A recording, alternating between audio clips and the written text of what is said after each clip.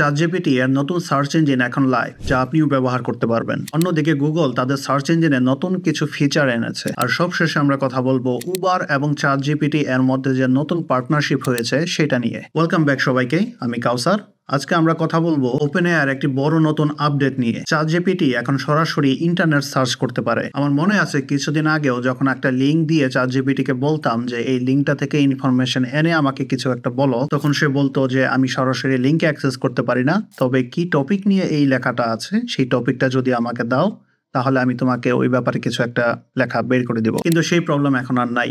এখন ChatGPT সরাসরি ইন্টারনেটে যে কোনো লিঙ্কে গিয়ে সার্চ করতে পারে। এই ফিচারটি বর্তমানে শুধুমাত্র পেইড ইউজারদের জন্য চালু আছে, তো কাজেই আপনার যদি ফ্রি ইউজার হন তাহলে পাচ্ছেন না এই মুহূর্তে। তবে আপনার জন্যও কিছু সুখবর আছে, একটু ওয়েট করুন, আমি বলছি। আচ্ছা, ওপেনএআই তো নতুন সার্চ ইঞ্জিন চালু করলো, কিন্তু আমরা অলরেডি জানি মার্কেটে গুগল আছে, মাইক্রোসফটের বিং আছে। তো কিভাবে এটি গুগল এবং মাইক্রোসফটের সাথে প্রতিযোগিতা করবে চলুন জেনে নিই। শুরুতেই জেনে নিই ChatGPT এর নতুন সার্চ ইঞ্জিন কিভাবে কাজ করে। আগে যেখানে ChatGPT এর ডেটাবেস শুধুমাত্র 2023 সালের তথ্য পর্যন্ত সীমিত ছিল, এখন এই নতুন সার্চ ফিচারের মাধ্যমে এটি সরাসরি ইন্টারনেট থেকে লাইভ তথ্য আনতে পারে। বর্তমানে এটি শুধু পেইড ইউজারদের জন্য চালু, তবে খুব শীঘ্রই ওপেনএআই এটি ফ্রি, এন্টারপ্রাইজ এবং এডুকেশন ভার্সন ব্যবহারকারীদের জন্য উন্মুক্ত করতে যাচ্ছে। তবে মজার ব্যাপার হলো এই ফিচারটি আপনার লোকাল রেস্টুরেন্ট সার্চের ক্ষেত্রে একটি ইন্টারেক্টিভ ম্যাপও দেখায়। মনে হচ্ছে গুগলের জন্য কিছু প্রতিযোগিতা খুব শীঘ্রই আসছে। ওকে, গুগল এবং মাইক্রোসফটের সাথে প্রতিযোগিতার ব্যাপারটা নিয়ে বলি। সার্চ ফিচার যোগ করার মাধ্যমে ChatGPT এখন জেমিনাই এবং মাইক্রোসফটের কো-পাইলট এর মধ্যে যে প্রতিযোগিতার যে ব্যবধান ছিল সেই ব্যবধানটা অনেকটা পূরণ করে আনলো। আর আপনারা অলরেডি জানেন ওপেনএআই মাইক্রোসফটের বিং এর সাথে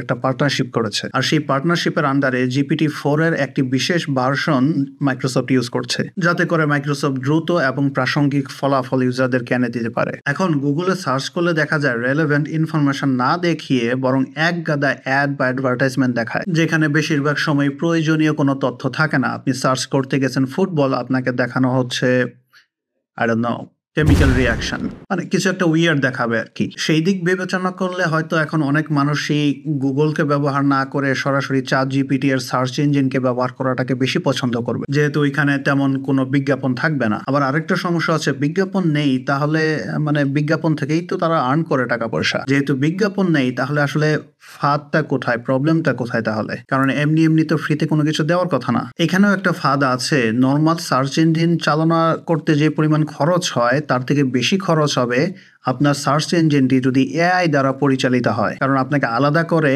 এআই চালাতে হচ্ছে সার্চ ইঞ্জিনের সাথে। তো কাজেই এটা কখনোই ফ্রি পুরোপুরি আসবে না। ChatGPT যারা ফ্রিতে ব্যবহার করবে তাদের জন্য ফান্ডিং কিভাবে হবে, কারণ তারা ইউজ করাতে যে খরচটুকু হবে সেই খরচটা কি দিয়ে তুলে আনবে সেই ব্যাপারটা এখনো ওপেনএআই স্পষ্ট করে বলেনি। যেহেতু ChatGPT ইন্টারনেটের ওয়েবসাইটগুলো খুঁজে আপনার প্রশ্নের উত্তর নিজের মতো বানিয়ে দেয়, তাই অনেক ইউজারদেরই সেই ওয়েবসাইটগুলোতে সরাসরি ঢোকার প্রয়োজন নাও পড়তে পারে। এতে করে সেই ওয়েবসাইটগুলো ট্রাফিক কমে যাবে, যা তাদের ব্যবসার জন্য খুবই খারাপ। প্লাস প্রাইভেসি এবং কপিরাইটের উদ্বেগ তো আছেই। এটাকে অনেকটা যারা ওয়েবসাইটের মালিক, যারা ওয়েবসাইট চালান তাদের পেটে লাথি মারার মতো কাজ হলো না? তাই ওপেনএআই এর মিডিয়া কন্টেন্ট ব্যবহারের ক্ষেত্রে কিছুটা বিতর্ক সৃষ্টি হয়েছে, বিশেষভাবে কপিরাইট লঙ্ঘনের মামলাগুলো নিয়ে। এটি সমাধান করার জন্য ওপেনএআই বড় বড় মিডিয়া কোম্পানিগুলোর সাথে পার্টনারশিপ করেছে এবং পাবলিশারদের জন্য ওয়েব ক্রলার থেকে অপ্ট আউট করার অপশনটাও ওপেন রেখেছে তারা। অর্থাৎ আপনার যদি একটি ওয়েবসাইট থাকে, আপনি কি ChatGPT কে আপনার ওয়েবসাইটে সরাসরি ঢুকে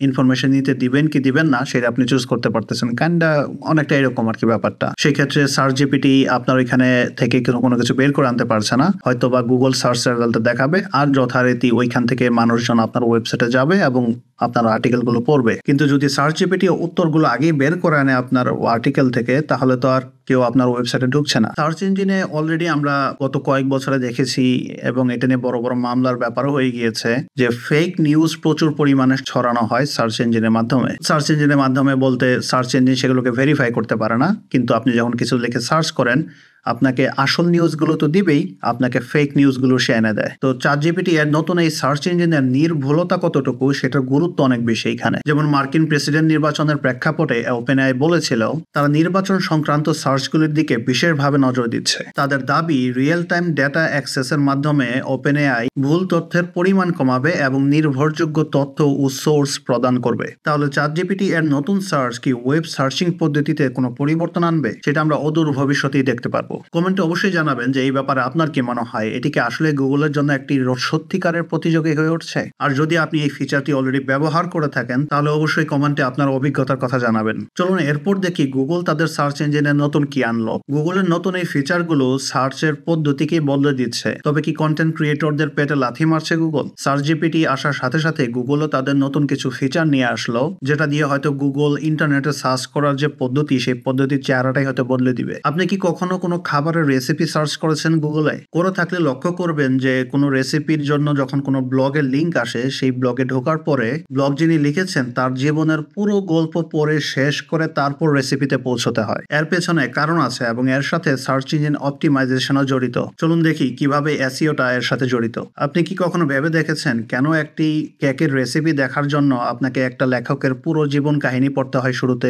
এটা কেবল ব্লগারদের গল্প বলার জন্য না, আসলে এর পেছনে কারণ হচ্ছে গুগলের সার্চ র্যাঙ্কিং। গুগলের অ্যালগোরিদম সেসব পেজকে বেশি প্রাধান্য দেয় যেগুলোর কন্টেন্ট অনেক রিচ, অনেক বেশি কন্টেন্ট আছে যেগুলোর মধ্যে। তাই রেসিপি ব্লগগুলো অতিরিক্ত এই লেখাগুলো অ্যাড করে, জীবনের বিভিন্ন কিছু অ্যাড করে, যাতে করে গুগলে তারা তাদের এই পেজের র্যাঙ্কটা বাড়াতে পারে। শুধু রেসিপি ব্লগে না, এখন সব ধরনের ব্লগ, সেটা ট্রাভেল হোক বা অন্য কোনো কিছু, সবকিছুতে আমরা এই ধরনের কিছু অ্যাক্টিভিটিস দেখি যেখানে রাইটাররা এক্সট্রা আননেসেসারি কিছু ইনফরমেশন লিখে রাখে। তাহলে পরের বার যখন আপনি চকলেট কেকের একটি রেসিপি পড়ার আগে ওই লেখকের পুরো পারিবারিক ইতিহাস পড়া শুরু করবেন, বুঝবেন যে এটি গুগলের সার্চ ইঞ্জিনের কারণে সে ওই লেখাগুলো এখানে দিয়েছে, এগুলো আপনার জন্য দেওয়া হয়নি। কিন্তু এখন গুগল শুধু পেজ র্যাঙ্কিংয়েই থেমে নেই, তারা এমন ফিচারও পরীক্ষা করছে যেখানে রেসিপিগুলো সরাসরি সার্চ রেজাল্টে দেখানো হবে। এর মানে ব্যবহারকারীদেরকে রেসিপি পাওয়ার জন্য আর সরাসরি ওই ওয়েবসাইটে যেতে হবে না। গুগলের এআই ওভারভিউ ফিচার বিভিন্ন সূত্র থেকে এই তথ্যগুলো এনে আপনাকে সামনে দেখাবে। গুগলের এই এআই ওভারভিউ ফিচার নিয়ে আমরা আগেও ভিডিও বানিয়েছিলাম।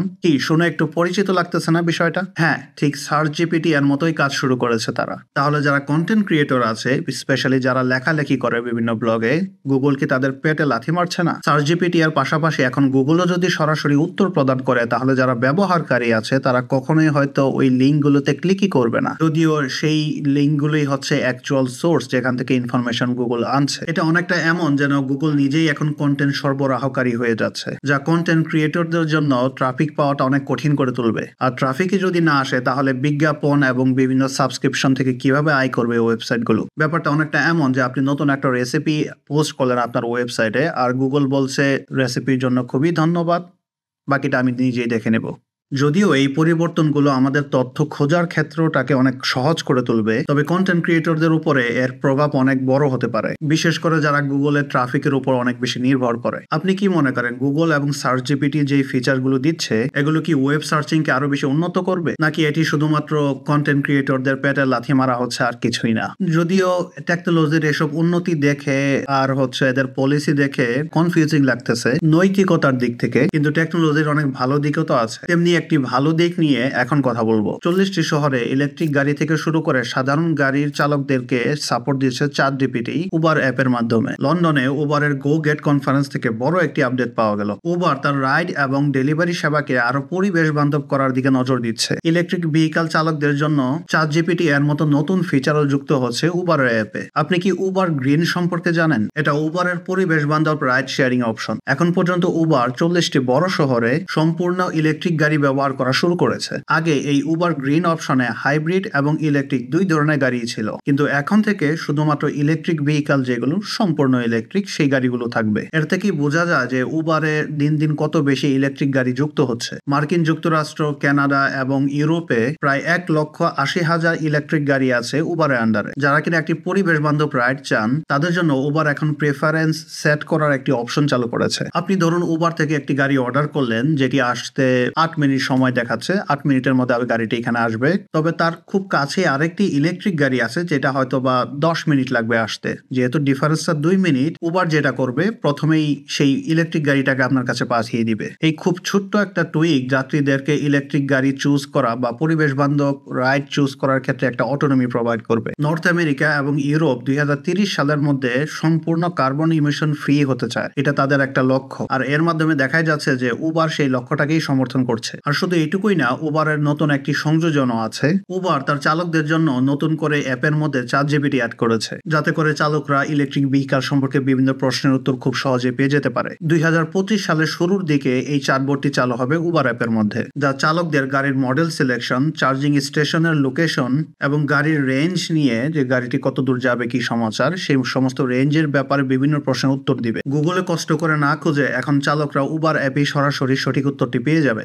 দেখে মনে হচ্ছে উবার তার ড্রাইভারদের জন্য একটি নতুন ভার্চুয়াল বন্ধুর ব্যবস্থা করলো। ইলেকট্রিক গাড়িগুলোতে শিফটিংটা সহজ করার জন্য উবার একটি মেন্টরশিপ প্রোগ্রাম চালু করেছে, যেখানে ইলেকট্রিক ভেহিকেল চালানোর অভিজ্ঞতা যাদের আছে তারা নতুন যারা চালাতে চায় তাদেরকে বিভিন্ন ব্যাপারে পরামর্শ প্রদান করতে পারবে। গ্রিন লাইট ড্রাইভার রিসোর্স সেন্টারের মাধ্যমে ইভি চালকরা বিভিন্ন প্রশ্নের উত্তর এবং সমাধান দিতে পারবেন। উবার এই মেন্টরদের জন্য বিভিন্ন ক্যাশ রিওয়ার্ড দেওয়ার সিস্টেমও চালু করেছে, যেটা কিনা উভয়ের জন্যই লাভজনক। তাহলে ইভি অপশন বাড়ানো, ChatGPT যোগ করা এবং নতুন মেন্টরশিপ প্রোগ্রামের মাধ্যমে উবার তার পরিবেশ বান্ধব লক্ষ্য পূরণে দৃঢ় প্রতিজ্ঞ। আপনি কি মনে করেন এটি কি আরো বেশি মানুষকে ইভি ব্যবহারের দিকে ঠেলে দিবে? এই ছিল এই সপ্তাহের টেক রাউন্ড আপ। আপনার যদি এই চ্যানেলের ভিডিওগুলো ভালো লাগে তাহলে সাবস্ক্রাইব করতে বলবেন না, আর অবশ্যই কমেন্ট করে জানাবেন কেমন লাগলো ভিডিওটি। এর পরের ভিডিওতে আবার আমরা নতুন কিছু টেক নিউজ এবং বিজনেস নিউজ নিয়ে চলে আসবো। সে পর্যন্ত ভালো থাকবেন।